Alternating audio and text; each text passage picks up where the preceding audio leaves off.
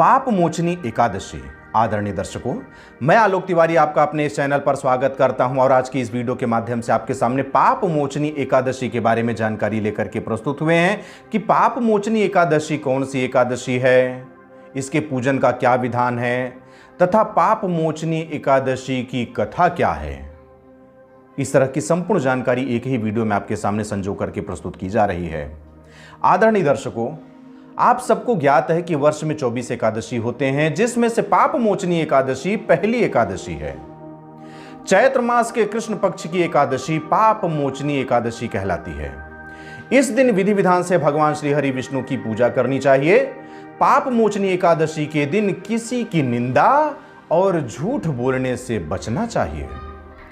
महत्व: पाप मोचनी एकादशी अपने नाम से ही स्पष्ट हो रही है कि यह भक्तों के पापों को नष्ट करने वाली एकादशी है।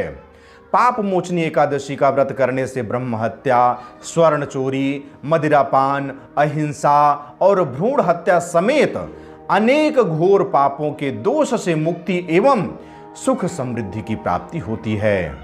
पाप मोचनी एकादशी व्रत की पूजा विधि: पाप मोचनी एकादशी व्रत करने वाले मनुष्यों को दशमी से ही ब्रह्मचर्य धर्म का पालन करना चाहिए।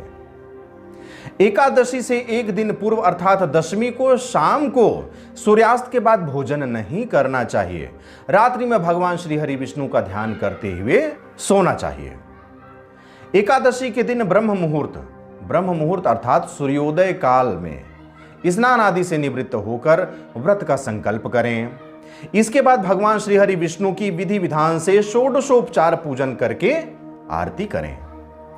इस दिन भिक्षुक, जरूरतमंद व्यक्ति व ब्राह्मणों को दान और भोजन अवश्य कराएं। रात्रि में निराहार रहकर जागरण करें और अगले दिन अर्थात द्वादशी तिथि पर व्रत का पारण करें। एकादशी व्रत में ब्राह्मण भोजन और दक्षिणा का विशेष महत्व है, इसलिए द्वादशी अर्थात पारण के दिन ब्राह्मणों को भोजन कराएं एवं उन्हें दक्षिणा देकर विदा करें। इसके बाद ही स्वयं भोजन ग्रहण करें। पाप मोचनी एकादशी व्रत कथा: प्राचीन समय में एक चैत्र रथ नामक वन हुआ करता था, जहां पर बहुत सारी अप्सराएं किन्नरों के साथ नृत्य किया करती थीं। उस वन में सदैव बसंत का ही मौसम दिखाई देता था। सर्दी, गर्मी, बरसात का तो कोई प्रभाव ही नहीं था। जब भी जाइए बसंत ऋतु का मौसम दिखाई देता था।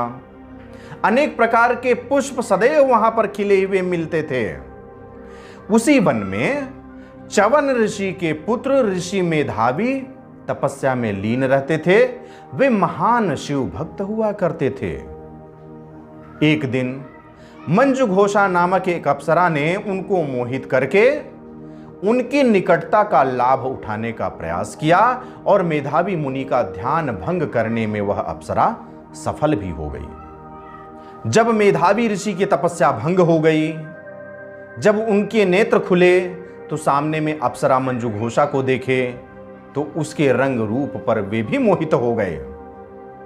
एक दिन जब मंजू घोषा ने स्वर्ग जाने के लिए ऋषि मेधावी से अनुमति मांगी तो मेधावी ऋषि अपनी भूल को याद करने लगे। उन्हें अपनी भूल का एहसास होने लगा और वर्षों से कर रहे तपस्या के भंग हो जाने का भी आत्मज्ञान हुआ।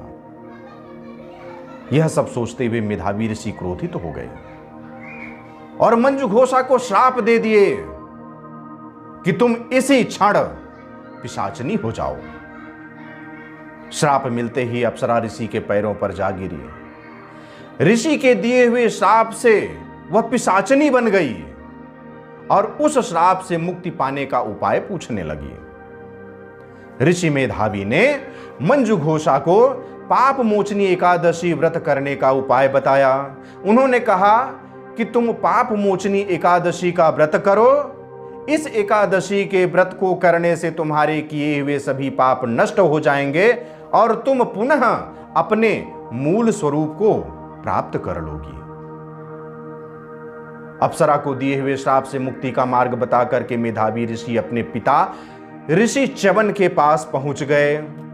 उन्होंने पिता के पास जाकर के सारी कहानी बताई। जब ऋषि च्यवन ने मेधावी ऋषि की पूरी बात सुनी तो उन्होंने कहा कि पुत्र, तुमने यह अच्छा नहीं किया अप्सरा से संसर्ग करके तुमने भी बहुत बड़ा पाप किया है, इसलिए तुम भी पाप मोचनी एकादशी का व्रत करो। इस तरह से पाप मोचनी एकादशी का व्रत करके अप्सरा मंजू घोषा ने श्राप से मुक्ति प्राप्त किया और ऋषि मेधावी ने अप्सरा के साथ संसर्ग करने के पाप से मुक्ति प्राप्त किया। इस तरह से पाप मोचनी एकादशी के बारे में जानकारी प्रस्तुत करते हुए हम इस वीडियो के माध्यम से आपसे विदा लेना चाहते हैं। अगले वीडियो पर हम पुनः आपसे मिलेंगे। तब तक के लिए जय हिंद, जय भारत, बम बम भोलेनाथ की जय। जय गुरुदेव।